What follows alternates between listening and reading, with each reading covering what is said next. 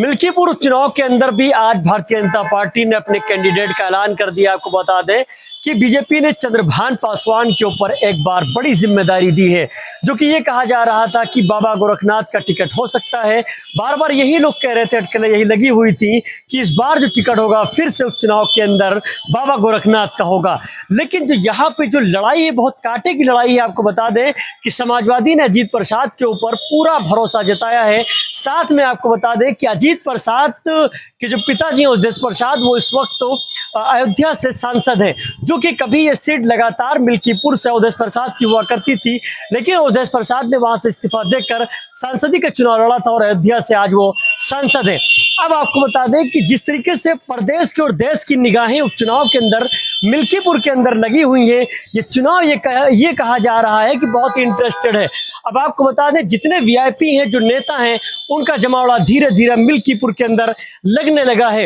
वहीं दूसरी तरफ समाजवादी पार्टी के मुखिया पूर्व मुख्यमंत्री अखिलेश यादव ने कहा है कि भारतीय जनता पार्टी पूरी ताकत लगा ले, लेकिन वो जीत नहीं सकती है चुनाव। क्योंकि फिर दूसरी तरफ पलटवार करते हुए केशव प्रसाद मौर्य ने कहा कि पूरी समाजवादी पार्टी का जो एलिगेशन है वो पूरी ताकत लगा ले, लेकिन समाजवादी वहां पर चुनाव नहीं जीत सकती है। तो जिस तरह से जुबानी जंग भी तेज होती नजर आ रही है, वो कहीं ना कहीं वो इंटरेस्टेड बनती जा रही है। अब आपको बता दें कि अगर एसपी के आजाद समाज पार्टी के मुखिया चंद्रशेखर भी अगर घोषणा करते अपने कैंडिडेट की, तो कहीं ना कहीं चुनाव और भी इंटरेस्टेड हो जाएगा। आपको बता दें ये कहा जा रहा था कि बीएसपी से कोई कैंडिडेट आ सकता है, लेकिन बसपा सुप्रीमो मायावती ने यह ऐलान कर दिया है अपनी प्रेस कॉन्फ्रेंस के साथ। इससे पहले भी कह दिया था कि बसपा कोई भी उपचुनाव नहीं लड़ेगी। यह भी आपको बता दें जानकारी के लिए कि जिस तरीके से बसपा ने पहली बार चुनाव के अंदर कुछ सीटों के ऊपर लोगों को, अपने कैंडिडेट को लड़वाया था, वहीं करारी हार के बाद में मायावती ने अपना फैसला वापस लिया है। मायावती ने कहा है कि अब उपचुनाव, कोई भी उपचुनाव बीएसपी नहीं लड़ेगी।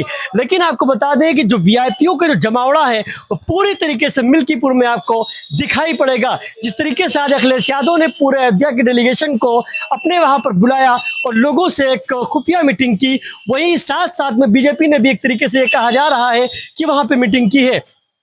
अब आपको बता दें कि जिस तरीके से मिल्कीपुर का जो चुनाव है एक तरीके से बहुत रोमांटिक होता जा रहा है।